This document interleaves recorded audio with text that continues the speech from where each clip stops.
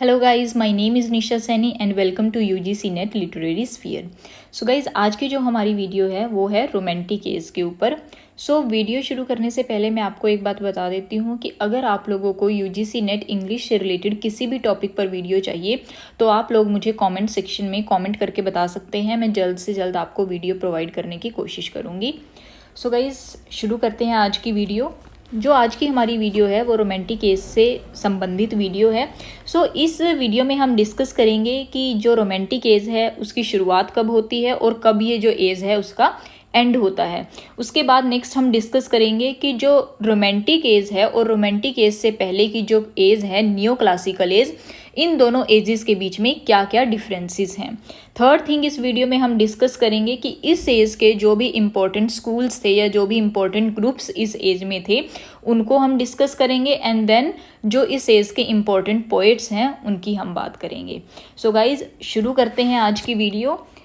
1798 में William Wordsworth और ST. कोलरेज का एक वर्क पब्लिश हुआ था जिसका नाम है लिरिकल बैलेड। और इस वर्क की पब्लिकेशन के साथ ही जो रोमांटिक एज है उसकी शुरुआत मानी जाती है। और अगर हम बात करें कि एज एंड कब होती है तो 1837 में क्वीन एलिजाबेथ का असेशन हुआ था।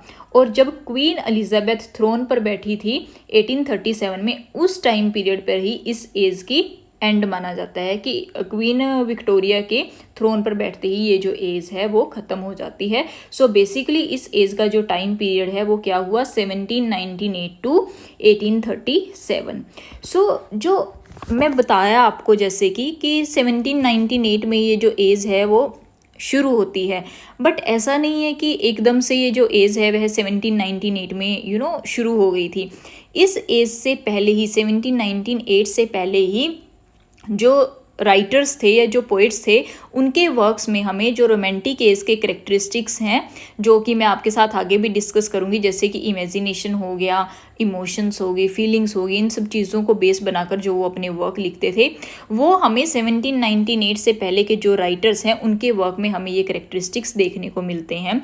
इसका सबसे अच्छा एग्जाम्पल है हमारे पास विलियम ब्लेक। जो विलियम ब्लेक है वैसे तो वो एज ऑफ जो डॉक्टर सैमुअल जॉनसन है, एज ऑफ जॉनसन भी जिसको हम बोलते हैं, उस एज से बिलोंग करते हैं। बट उनके जो वर्क्स हैं उनमें हमें जो रोमांटिक एज के करेक्टरिस्टिक्स हैं वो देखने को मिलते हैं। और मोस्ट ऑफ द टाइम जो विलियम ब्लेक हैं उनको हम प्री रोमांटिक पोइट भी बोलते हैं। प्री रोमांटिक पोइट के नाम से विलियम ब्लेक को जाना जाता है। पर जो 1798 में जब ये एज शुरू होती है, 1798 में ये वर्क ऑफिशियली शुरू होती है, बट इसके करेक्टरिस्टिक्स पहले भी देखे जा रहे थे। ऑफिशियली ये 1798 में शुरू होती है लिरिकल बैलेड के पब्लिकेशन के साथ। गाइज, अब हम बात करेंगे कि इस एज में जो रोमांटिक एज है और जो नियो क्लासिकल एज है इसमें क्या क्या डिफरेंसेस हैं हमारे पास, वो चीज़ हम यहाँ पर डिस्कस करेंगे अभी। जो गाइज रोमांटिक एज वाले लोग थे या जो रोमांटिक पोइट्स थे, दे एम्फेसिस ऑन इमेजिनेशन। वो हमेशा इमेजिनेशन की बात करते हैं। उनके जो वर्क्स होते थे वो इमेजिनेशन पर बेस्ड वर्क होते थे। दूसरी तरफ जो नियो क्लासिस्ट होते थे दे एम्फेसिस ऑन इंटेलेक्ट। वो इंटेलेक्ट की बात करते हैं अपने वर्क्स में। जो सेकंड पॉइंट जहाँ पर वो वेरी करते हैं वो क्या है कि जो रोमांटिक पोइट्स हैं they believe in free play of emotions and patience, कि अपने वर्क्स को लिखने के लिए वो इमोशन और पैशंस पर बिलीव करते थे। और उनके जो वर्क्स होते थे वो इमोशंस पर बेस्ड होते थे और पैशंस पर बेस्ड होते थे। फीलिंग्स, उनके अपनी फीलिंग्स के इंडिविजुअल फीलिंग के बेसिस पे वो अपने वर्क्स लिखते थे, ना कि किसी रूल रेगुलेशन को फॉलो करते हुए, लाइक किसी लॉजिक को या किसी रीज़न को बेस बनाकर वो अपने वर्क नहीं लिखते थे। जो उनकी खुद की फीलिंग्स होती थी, इमोशंस होते थे, उनके बेस पे जो रोमांटिक पोइट्स थे वो वर्क लिखते थे। जो दूसरी तरफ हमारे न्यू क्लासिस्ट से थे वो क्या करते थे, they people are obsessed with reason. उनके जो वर्क्स होते थे उनमें हमें रीज़न या फैक्ट देखने को मिलते थे। वो कोई भी वर्क था वो उसमें अपनी फीलिंग्स को दूर रख के जो भी रीजंस थे या फैक्ट थे उनके बेस पे अपने जो वर्क्स थे वो लिखते थे। थर्ड पॉइंट जो इनमें डिफरेंस है कि वो इस बात पर है कि जो रोमांटिक पोइट थे they keep proximity to everyday life of common people. मतलब क्या हुआ कि जो रोमांटिक पोइट थे वो जो कॉमन लोग हैं, कॉमन लोगों की जो एवरीडे लाइफ है उस पर बेस्ड अपने वर्क लिखते थे। वो जो कॉमन लोगों की एवरीडे लाइफ है उससे प्रॉक्सिमिटी रखते थे, उससे नज़दीकियाँ रखते थे वो लोग।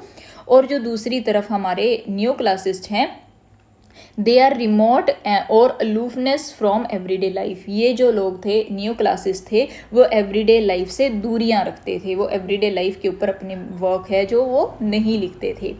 जो नेक्स्ट पॉइंट है हमारा वो क्या है, inspiration sort from country life and nature. कि जो हमारे न्यू रोमांटिक पोइट्स थे वो नेचर से इंस्पायर होकर और कंट्री लाइफ के ऊपर अपने वर्क लिखते थे। कंट्री लाइफ से, जैसे विलियम वर्ड्सवर्थ भी हैं, विलियम वर्ड्सवर्थ को पोइट ऑफ नेचर बोला जाता है, worshipper of nature, poet of nature बोला जाता है। और जितने भी पोइट्स इस एज में हुए हैं उन सब के वर्क्स में हमें नेचर का डिस्क्रिप्शन मिलता ही मिलता है। सो इसीलिए ये जो रोमांटिक पोइट थे वो कहाँ से इंस्पायर होते थे, कंट्री लाइफ से और नेचर से इंस्पायर होकर अपने वर्क लिखते थे। दूसरी तरफ जो हमारे न्यू क्लासेस थे, the incidents from urban life prevailed. कि उनकी जो वर्क्स होते थे उनमें जो अर्बन लाइफ थे, अर्बन लाइफ से इंसिडेंट्स लिए जाते थे, अर्बन लाइफ से इंस्पायर होकर वो अपने वर्क्स को लिखते थे। नेक्स्ट जो पॉइंट है वो है कि जो रोमांटिक पोइट्स थे देवर प्राइमरली सब्जेक्टिव, और जो हमारे न्यू क्लासिस्ट हैं देवर प्राइमरली ऑब्जेक्टिव।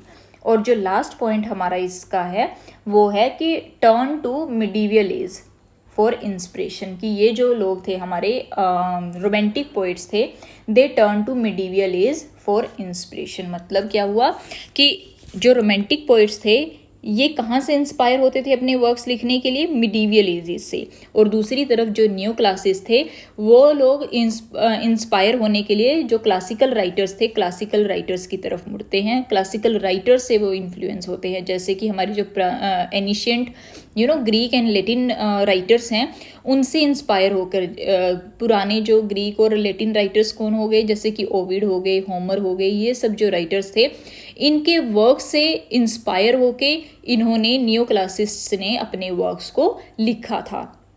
सो ये इनका जो मेन डिफरेंस है रोमांटिक एज और न्यू क्लासिकल एज के बीच में जो मेन डिफरेंस है वो मैंने आपको यहाँ पर बता दिया है। सो नेक्स्ट हम मूव करते हैं कि इस एज के जो इम्पोर्टेंट स्कूल्स हैं वो कौन कौन से हैं, कौन कौन से इम्पोर्टेंट ग्रुप इस एज में हमें देखने को मिलते हैं। सो सबसे पहले अगर हम बात करें the lake poets which is very very famous. इस एज में लेक पोइट्स सबको पता है कि वो पोइट्स जो कि लेक डिस्ट्रिक्ट से बिलोंग करते थे, जैसे कि रॉबर्ट साउदी हो गए, विलियम वर्ड्सवर्थ हो गए हमारे, है ना, और एस.टी. कॉलरेज हो गए, ये सब, इन सब को हम लेक पोइट्स के नाम से जानते हैं। सेकंड इस टाइम पे आता है हमारा सैटिनिक स्कूल ऑफ पोइट्री। जो सैटिनिक स्कूल ऑफ पोइट्री है उसमें किन किन की बात की गई है, उनमें जो हमारे लॉर्ड बायरन हैं और उसके बाद पी.बी. शेले हैं और जो जॉन कीट्स हैं उनको बोला गया है satanic school of poetry. And third आ गए हमारे पास द कॉकनी स्कूल। जो कॉकनी स्कूल है उसमें भी जो मेन टारगेट है वो किन किन को किया गया है, जॉन कीट्स को किया गया है एंड विलियम हेजलिट को मेन टारगेट किया गया है इनमें। तो गाइज ये जो 3 ग्रुप्स मैंने आपको बताए हैं, lake poets, satanic school of poetry and cockney school, इन सब के ऊपर मैंने अपने चैनल पे यूट्यूब चैनल है जो मेरा, वहाँ पर मैंने शॉर्ट्स अपलोड कर रखे हैं।